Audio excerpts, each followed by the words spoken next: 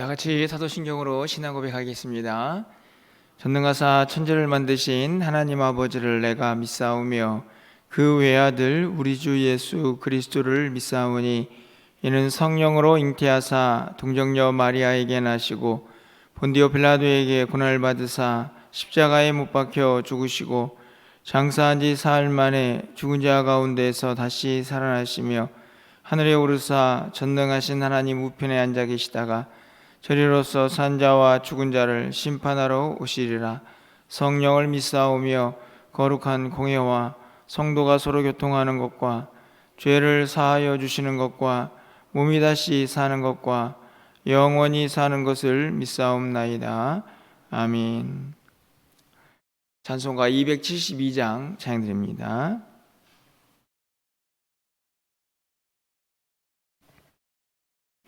(272장입니다)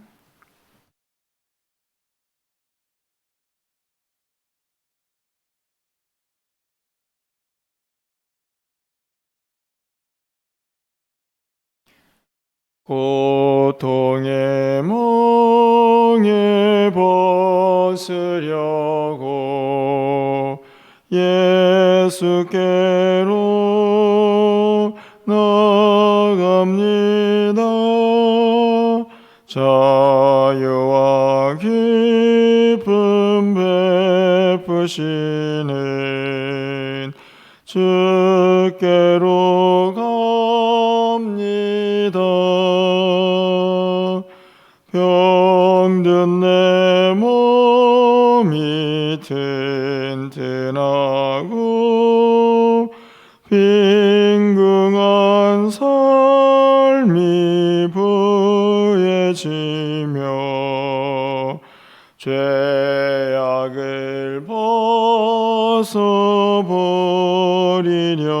벗어버리려고 주께로 갑니다. 낭패와 실망 당한 뒤에 예수께로 나갑니다. 십자가 은혜 받으려고 주께로 갑니다. 슬프던 마음 위로받고 이생의 풍파 잔잔하며 영광의 찬송 부르려고 주께로 갑니다. 교만한 마음을 내버리고 예수께로 나갑니다. 복되신 말씀 따르려고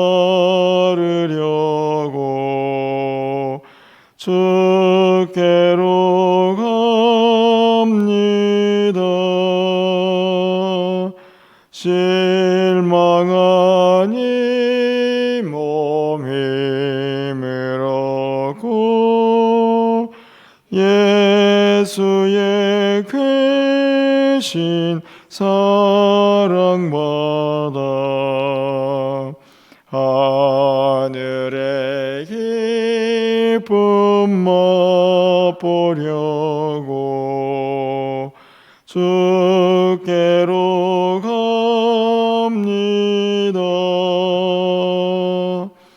죽음의 길을 벗어나서 예수께로 나갑니다. 영원한 집을 바라 바라보고 주께로 갑니다. 멸망의 폭을 헤어나와 평화의 나라 나달아서 영광의 주를 배우려고 주께로 갑니다. 아멘. 오늘 하나님 말씀은 마태복음 11장 20절에서 30절까지 말씀입니다. 마태복음 11장 20절에서 30절까지의 말씀을 한 절씩 교독하고 마지막 절은 함께 읽겠습니다. 예수께서 권능을 가장 많이 행하신 고을들이 회개하지 아니하므로 그때에 책망하시되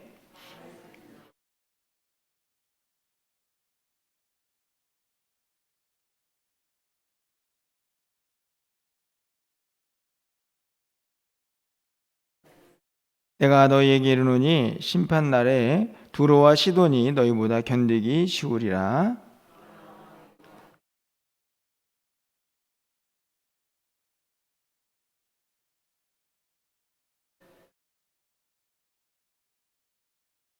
내가 너희에게 이르노니 심판날에 소돔 땅이 너보다 견디기 쉬우리라 하시니라.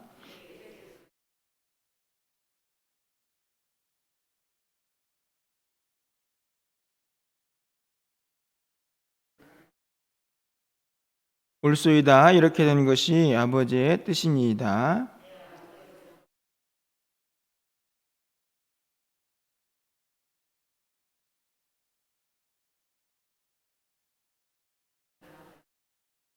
수고하고 무거운 짐진 자들아 다 내게로 오라. 내가 너희를 쉬게 하리라.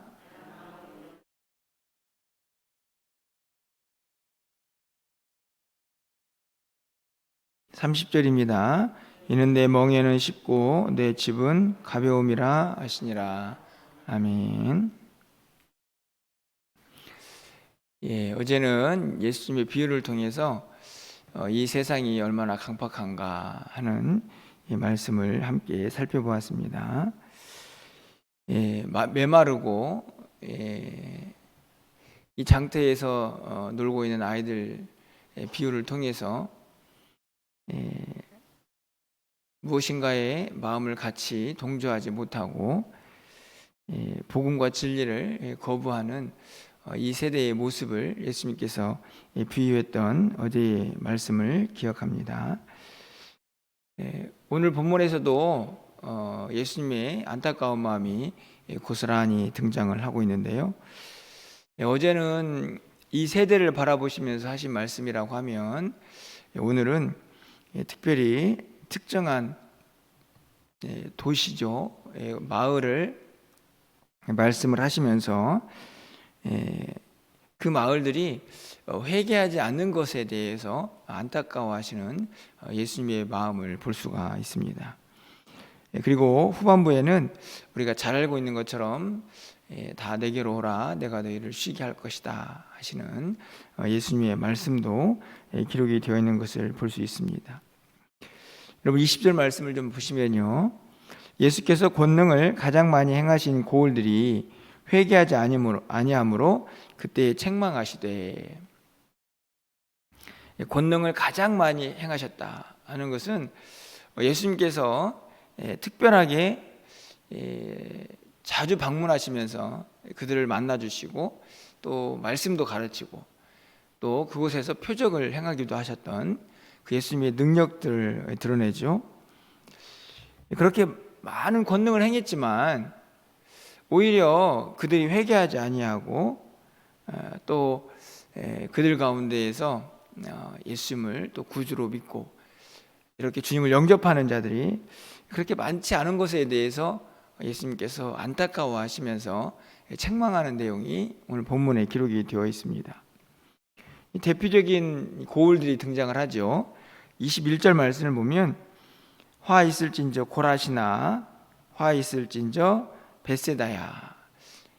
고라신, 벳세다 모두가 갈릴리 지역의 주변에 있는 고을들입니다. 23절에 있는 가버나움도 마찬가지고요.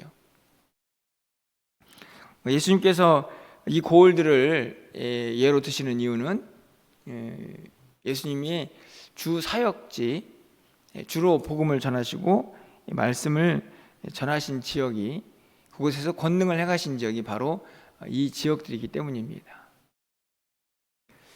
그런데 참 안타까운 것은 그렇게 많은 권능, 예수님의 능력을 보았음에도 불구하고 그들이 회개하지 않았다는 안타까움이 발견이 되고 있습니다.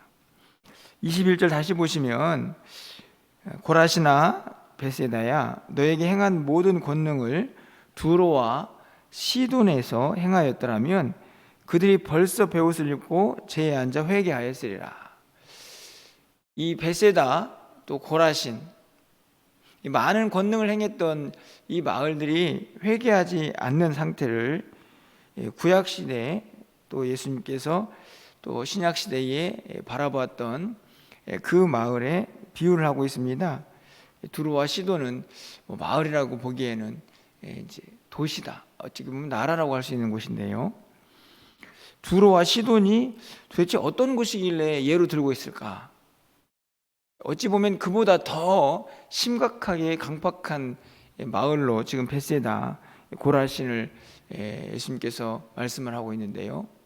한 곳만 예로 들어보면 두로라는 이 나라를 우리가 예로 들 수 있습니다.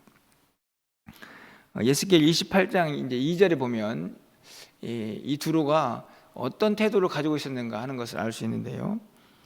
인자야 너는 두로 왕에게 이르기를 주 여호와께서 이같이 말씀하시되 내 마음이 교만하여 말하기를 나는 신이라 내가 하나님의 자리 곧 바다 가운데에 앉아 있다 하도다.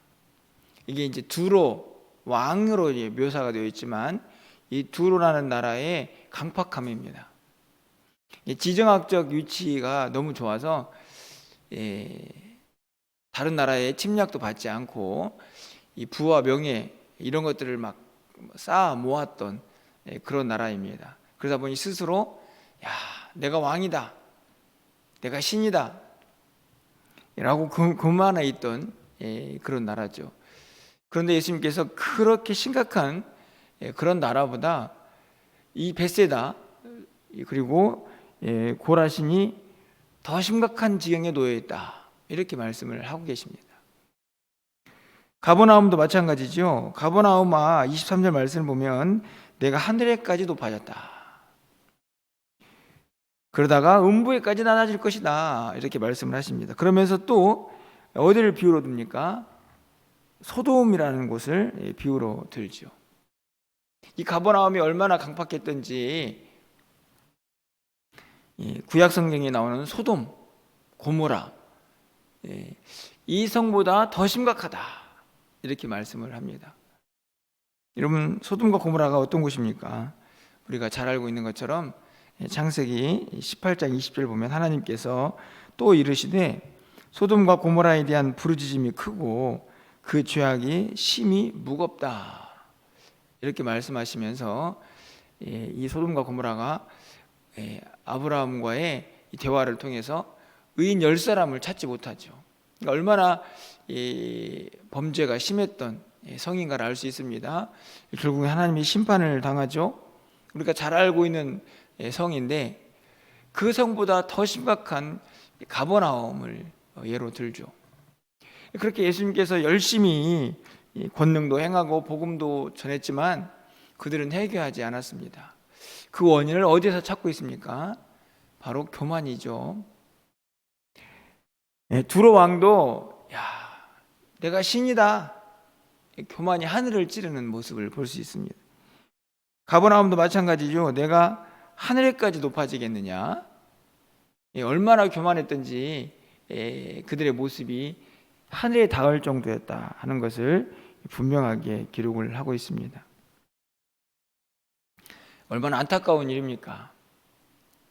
야, 내가 그렇게 권능을 많이 행했는데도 회개하지 않는 이 고울을 좀 봐라. 이들은 정말 얼마나 심각한지 두로와 시돈 그리고 소돔과 고모라보다도 더 심각한 지경에 놓여 있구나 하는 예수님의 안타까운 마음이 그대로 묻어나고 있는 본문입니다. 그들은 결국 더 큰 심판을 당하게 될 것이다 하는 말씀을 기록하고 있죠. 그런데 이렇게 말씀을 하신 다음에 우리는 조금 이 말씀과는 좀 동떨어진 것 같은 느낌의 말씀을 25절 이하에서 찾아볼 수가 있습니다. 그때 예수께서 대답하여 이르시되 천지의 주제신 아버지여 이것이 지혜롭고 슬기 있는 자들에게는 숨기시고 어린 아이들에게는 나타내심을 감사하나이다. 갑자기 어린 아이들이 왜 등장을 할까? 이것은 이제 하나님의 계시, 그것이 지혜롭고 슬기 있는 자들이 아니라 어린 아이들에게 나타났다 하는 것을 감사하는 예수님의 말씀인데요. 여러분, 이 본문이 위에 있는 이 회개하지 않는 고울과 동떨어진 전혀 다른 말씀처럼 보여지지만 제가 보기에는 그렇게 보여지지는 않습니다. 왜 그런가 하면 이 슬기롭고 지혜 있는 자들에게는 숨기셨던 하나님의 뜻, 그 뜻이 어린아이들에게는 나타나 있습니다. 여러분, 이 슬기롭고 지혜 있는 자들 그리고 어린아이들이 지금 대조를 이루고 있는데 이 두 사람의 두 그룹의 차이는 무엇일까요? 저는 다른 데 있지 않고 위에서 설명하고 있는 도시들, 마을들과 동일하게 교만함이다 이런 생각이 듭니다. 지혜롭고 슬기 있는 자들에게 숨기신 이유는 뭘까요? 그들에게는 복음을 전하고 또 진리를 전해도 나는 이미 다 알고 있습니다. 나는 충분히 똑똑합니다. 이런 생각을 가지고 있는 사람들이죠. 그들이 바로 지혜 있고 슬기 있는 자들인데 그들 마음속에는 어떤 마음이 있습니까? 교만함이죠. 어린아이들은 어떤 차이가 있을까요? 어린아이들은 그래도 어른들보다 순수하고 어떤 말을 했을 때 그 말을 어른들보다는 잘 듣고 또 그것을 받아들이는 수용력이 있는 것을 볼 수 있죠. 그렇기 때문에 지혜롭고 슬기 있는 자들에게는 숨기시고 어린아이들에게는 나타내셨다 하는 말씀을 통해서도 하나님의 뜻, 진리, 복음 그것을 순수하게 받기 위해서는 어떤 마음이 필요한가? 절대로 교만해서는 안 된다 하는 것을 우리가 깨달을 수가 있습니다. 여러분, 그리고 나서 예수님께서 뭐라고 말씀하십니까? 수고하고 무거운 짐진 자들아 다 내게로 오라. 이렇게 연약하고 지쳐있는 자들을 초대하죠. 그런데 여러분, 이 초대하는 예수님의 이 말씀과 또 위에 있는 말씀들은 다를까? 그렇지 않죠. 오늘 본문을 보시면 29절에 나는 마음이 온유하고 겸손하다. 여러분, 온유와 겸손 예수님의 마음인데요. 이 마음을 왜 예수님께서 말씀하셨을까요?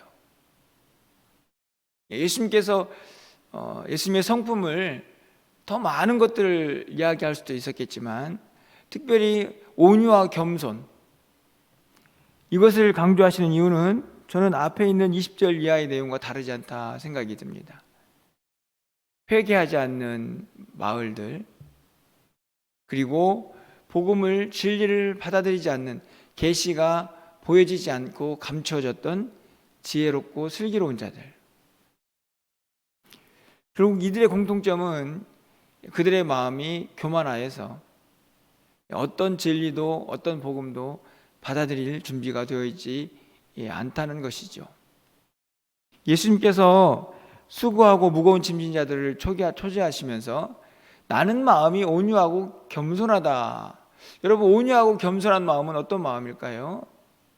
상대방의 의견을 존중하고 그것을 들으려고 하고 그렇죠. 그런 모습들을 그대로 드러냅니다. 그러니까 어찌 보면 지금 이 세대를 무엇에 비유할까? 강박하고 메마르고 복음을 거부하고 그런 세대에 그런 마을에 그런 사람들 결국에는 그것을 다 깨트리고 이 예수 그리스도의 초대 이 복음의 초대 앞에 아멘할 수 있는 사람은 어떤 사람입니까?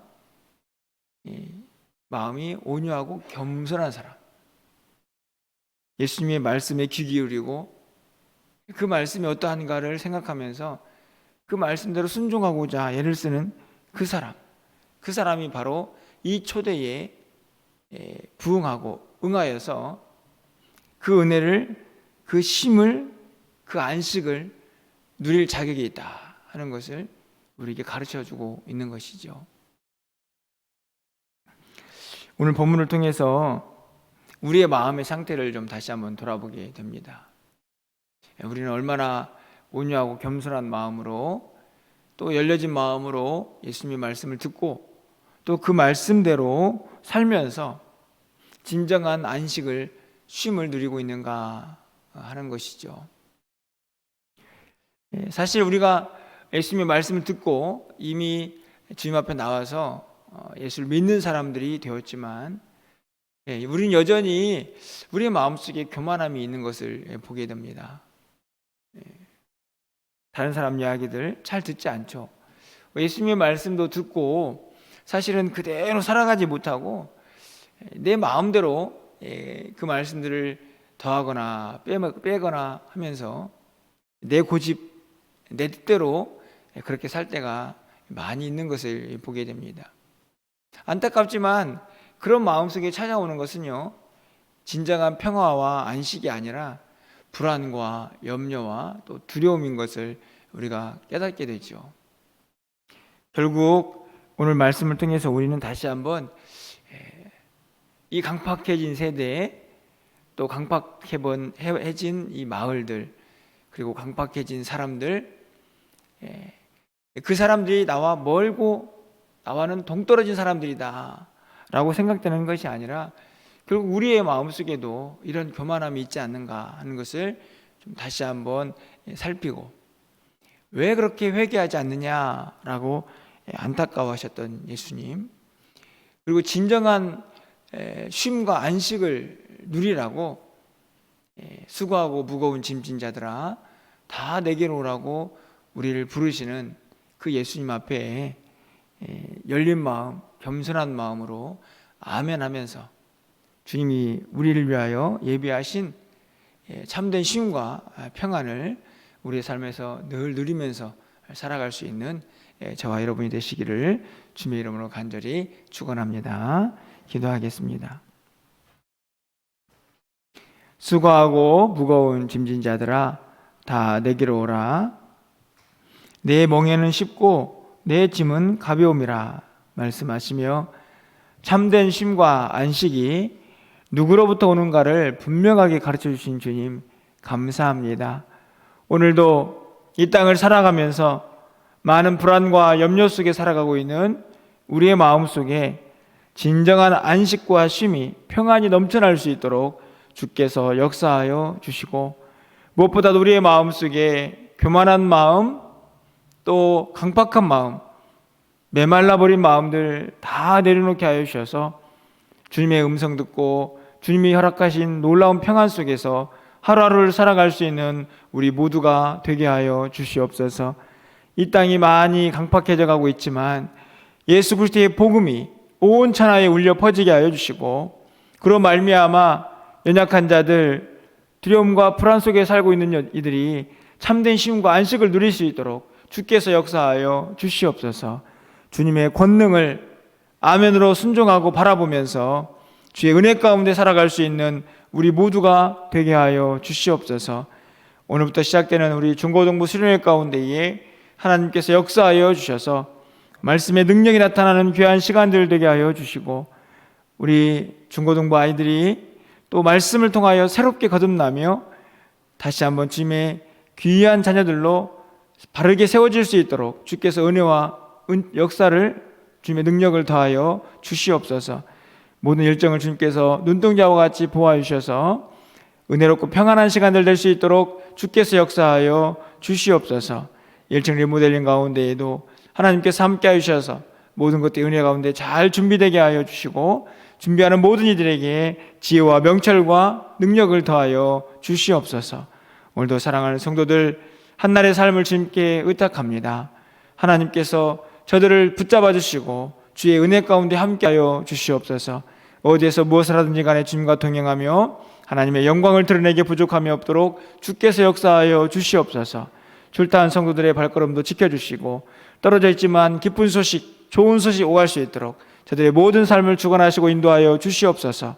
연약한 성도들을 치유하여 주시고 회복시켜 주시고 기도의 능력들을 경험할 수 있도록 살아 역사하시는 하나님 함께하여 주시옵소서. 오늘도 우리의 기도를 들응답하여 주시기를 간절히 소망하고 우리 주 예수 그리스도의 이름으로 기도합나이다. 아멘.